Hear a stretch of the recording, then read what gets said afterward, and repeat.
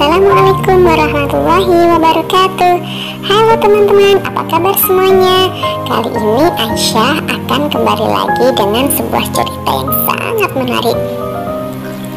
Nah, sebelum kita lanjut, kita doa dulu yuk. Membaca doa sebelum belajar. Bismillahirrahmanirrahim.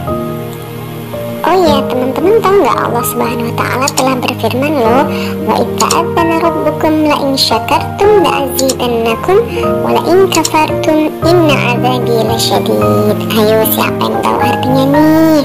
Sesungguhnya jika kamu bersyukur, pasti kami akan menambah nikmat kepadamu, dan sebaliknya apabila kamu kufur terhadap nikmatku, maka sesungguhnya azabku sangat pedih. Nah teman-teman, kita simak kisah berikut ini ya. Perhatikan ya.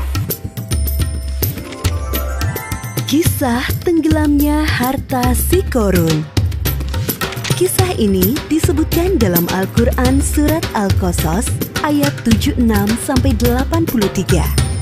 Dalam kisah ini, Allah memberikan pelajaran tentang seseorang yang suka membanggakan diri selama hidup di dunia, dan pada akhir hayatnya terkubur bersama harta bendanya. Alkisah, di suatu daerah dekat Mesir, hiduplah seorang laki-laki yang sangat miskin bernama Qorun. Diketahui bahwa laki-laki ini adalah sepupu Nabi Musa, anak dari paman Nabi Musa yang bernama Yashar, adik kandung Imran, ayah Musa.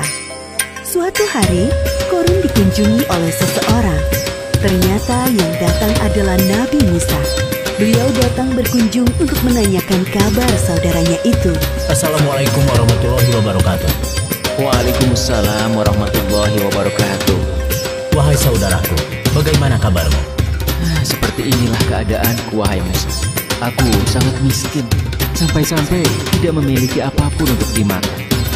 Maukah kau berdoa kepada Allah Subhanahu wa Ta'ala agar memberikanku sedikit harta supaya aku bisa bertahan hidup? Mendengar hal tersebut, Nabi Musa sangat iba dan berdoa kepada Allah agar saudaranya Qorun diberi kecukupan harta. Dan permintaan itu dikabulkan oleh Allah. Hari demi hari, kekayaan Qorun semakin berlimpah karena ia menguasai ilmu jual beli perhiasan.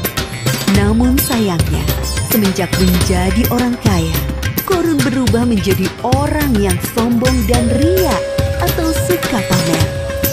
Wahai Qorun, aku diperintahkan oleh Musa agar kau menyedekahkan sedikit dari hartamu untuk kepentingan amal. Enak saja, semua harta ini aku kumpulkan dengan susah payah, dan kalian datang untuk memintanya dengan mudah. Kau sangat sombong, wahai Qorun. Kami hanya meminta sedikit untuk diberikan kepada orang yang membutuhkan.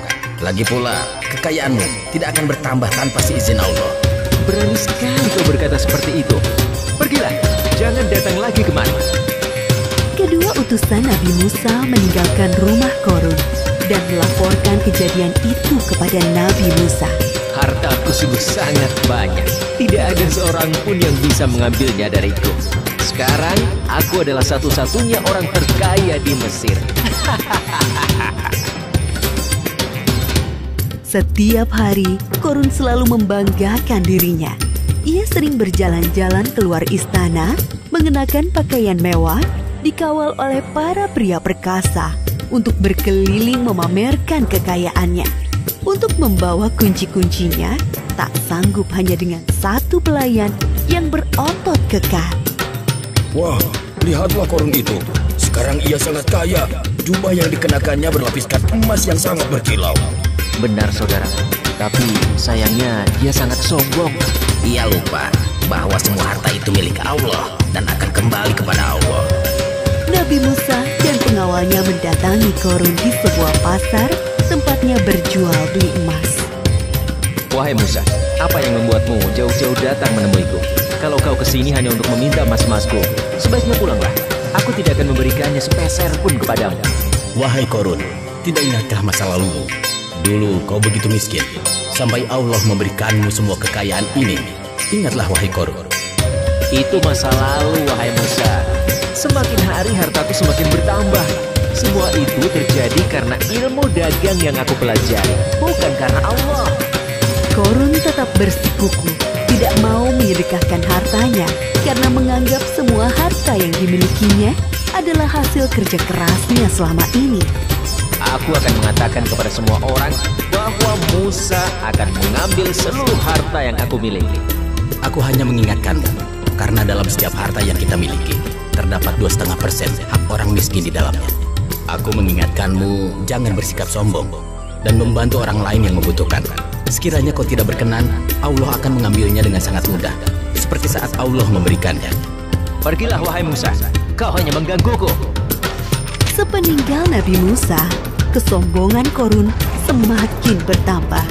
Bahkan ia merampas harta orang lain untuk menambah kekayaannya. Sampai suatu ketika datang azab dari Allah. Tiba-tiba langit menjadi gelap, bumi bergemuruh, dan barang-barang di rumah Korun bergetar. Apa yang terjadi wahai pelayan? Terjadi gempa bumi, tuanku. Apa? Bagaimana ini bisa terjadi? Bagaimana dengan hartaku? Pelayan, selamatkan hartaku. Oh emas-emasku, berlian pujaanku, perhiasan mewahku yang sangat berharga. Semuanya harus aku amankan sebelum sempat menyelesaikan ucapannya, lantai rumah Korun terbelah menjadi 2 bagian. Begitulah akhir kisah Korun yang sombong. Gempa bumi melenyapkannya ke dalam tanah bersama harta bendanya. Seperti yang disebutkan dalam surat Al-Qasas ayat 81. Maka kami benamkan dia, Korun, bersama rumahnya ke dalam bumi. Maka tidak ada baginya satu golongan pun yang akan menolongnya selain Allah. Dan dia tidak termasuk orang-orang yang dapat membela diri. Pelajaran yang dapat kita ambil dari kisah Korun ini, diantaranya, jangan menjadi orang yang suka membanggakan diri, karena Allah tidak suka orang-orang yang membanggakan diri.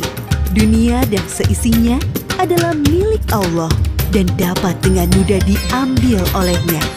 Berbuat baik kepada orang lain selama di dunia, seperti bersedekah, karena amalan baik kita di dunia bisa menjadi penolong kelak di akhirat. Wallahu a'lam bishawab. Subhanallah, ternyata kisah tenggelamnya harta Korun itu disebabkan karena apa ya tadi? Baik teman-teman, boleh dong bercerita kembali kenapa sih si Korun itu sampai ditenggelamkan oleh Allah. Ceritakan ulang ya, ditunggu ya teman-teman. Oh ya, Aisyah cukupkan sampai di sini dulu teman-teman. Jangan lupa senantiasa bersyukur supaya Allah akan menambah nikmat kita lagi. Wassalamualaikum warahmatullahi wabarakatuh. Bye bye.